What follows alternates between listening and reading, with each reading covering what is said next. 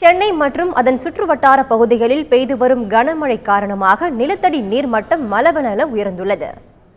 சென்னை மாநகரில் மணற்பாங்கான இடங்களாக கருதப்படும் தண்டையார்பேட்டை, திருவெற்றியூர், ராயபுரம், பெசன்ட் நகர், திருவான்மியூர் ஆகிய இடங்களில் 3 மீட்டர் அளவில் நீர் கிடைக்கிறது.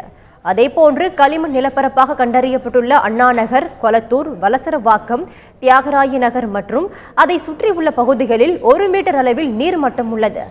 பாறை பகுதிகளான வேளச்சேரி, சைதாப்பேட்டை, தரமணி ஆகிய இடங்களில் நீர்மட்டம் 1 மீட்டர் அளவில் இருக்கிறது.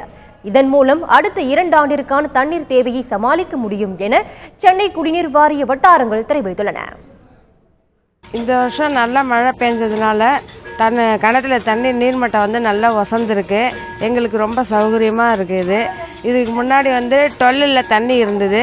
அதுக்கப்புறமா 2 வருஷமாக இல்லை. இந்த வருஷம் நல்ல தண்ணி வந்திருக்குது. எங்களுக்கு சுவாமிகளுக்கெல்லாம் செய்யறதுக்கெல்லாம் நல்ல சௌகரியமாக இருக்குது.